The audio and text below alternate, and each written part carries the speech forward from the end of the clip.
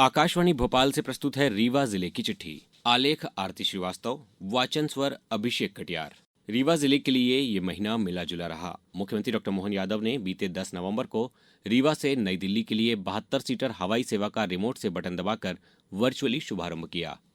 प्रधानमंत्री नरेंद्र मोदी ने रीवा से 72 सीटर हवाई सेवा की प्रथम उड़ान के लिए शुभकामना संदेश में कहा कि अपनी समृद्धि, ऐतिहासिक, सांस्कृतिक और प्राकृतिक वैभव के लिए प्रसिद्ध रीवा अब हवाई संपर्क से नई ऊंचाइयां छूने जा रहा है।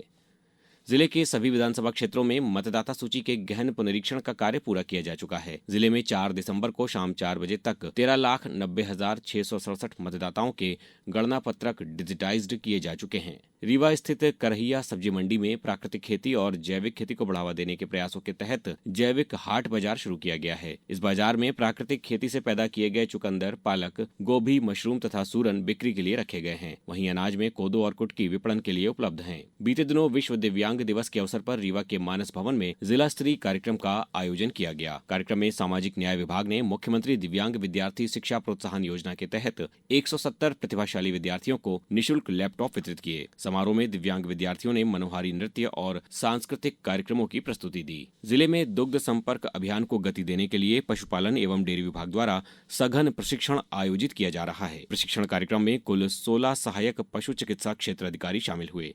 इसके अतिरिक्त विभाग ने 49 मैत्री कार्यकर्ताओं को भी विशेष ट्रेनिंग दी। पिछले दिनों गीता जयंती के अवसर पर जिले में विभिन्न कार्यक्रमों के आयोजन किए गए। इस अवसर पर माखनलाल चतुर्वेदी राष्ट्रीय पत्रकारिता एवं संचार विश्वविद्यालय रीवा में संगोष्ठी का आयोजन किया गया। विश्व एड्स दिवस के अवसर पर HIV एड्स के प्रति जन जागरूकता बढ़ाने के उद्देश्य से कुशाभाऊ ठाकरे जिला चिकित्सालय से विशाल रैली का आयोजन बीते दिनों किया गया। ये रैली शहर के प्रमुख मार्गों से होकर निकली, जिसमें 400 से अधिक छात्राओं और अध्यापकों ने उत्साहपूर्वक भाग लिया। मध्य प्रदेश स्थापना दिवस के अवसर पर बीते दिनों प्रदेश के उप मुख्यमंत्री राजेंद्र शुक्ल एवं थल सेना अध्यक्ष जनरल उपेंद्र द्विवेदी ठाकुर रणमत सिंह महाविद्यालय में आयोजित युवा अभिप्रेरणा कार्यक्रम में शामिल हुए। इस अवसर पर श्री शुक्ल ने युवाओं को उज्जवल भविष्य की शुभकामनाएं देते हुए कहा कि आप उत्तरोत्तर प्रगति करें और उच्च पदों पर पहुंचें, जिससे देश और प्रदेश में आपका नाम सम्मान से लिया जाए।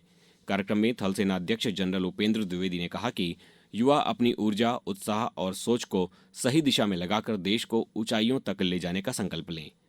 वहीं स्थापना दिवस के अवसर पर ही आयोजित मुख्यमंत्री कन्या विवाह तथा निकाह योजना के तहत सामूहिक विवाह समारोह में शासकीय मार्तंड उत्कृष्ट विद्यालय में 105 युगल विवाह बंधन में बंधे। रीवा में अखिल भारतीय साहित्य परिषद के 3 दिवसीय 17वें अधिवेशन का आयोजन बीते दिनों किया गया। अधिवेशन का शुभारंभ पूर्व राष्ट्रपति श्री रामनाथ कोविंद ने किया। कृष्णा राज कपूर ऑडिटोरियम में आयोजित इस समारोह में पूर्व राष्ट्रपति ने कहा कि विंध्य साहित्य और संगीत के साधकों की भूमि है। विंध्य ने हमें सफेद बाघ ही नहीं बल्कि वर्तमान में थल सेना अध्यक्ष उपेंद्र द्विवेदी और नौसेना अध्यक्ष एडमिरल दिनेश त्रिपाठी भी दिए हैं। रीवा जिले में निर्धारित खरीदी केंद्रों में 1 दिसंबर से समर्थन मूल्य पर धान का उपार्जन शुरू हो गया है। पंजीकृत किसानों से सामान्य औसत किस्म का धान 2,369 रुपए तथा ग्रेड ए का धान 2,389 रुपए प्रति क्विंटल की दर से खरीदा जा रहा है। बीते दिनों धरती आबा भगवान बिरसा मुंडा की 150वीं जयंती को गौरव दिवस के रूप में मनाया गया। जनजातीय स्वतंत्रता सेनानियों को सम्मानित करने, स्वतंत्रता आंदोलन और सांस्कृतिक विरासत में उनके योगदान को स्मरण करने तथा जनजातीय क्षेत्रों में सामाजिक और आर्थिक विकास को पुनर्जीवित करने के उद्देश्य से गौरव दिवस का आयोजन जिले भर में किया गया। रीवा जिले में ठंड का असर दिनों दिन बढ़ रहा है। कलेक्टर प्रतिभा पाल ने स्कूलों के खुलने के समय और संचालन के परिवर्तन के संबंध में नए आदेश जारी किए हैं। तापमान में लगातार गिरावट आने से नर्सरी से लेकर कक्षा 8वीं तक की कक्षाओं के खुलने का समय सुबह 9 बजे से कर दिया गया है। रीवा जिले की चिट्ठी समाप्त हुई।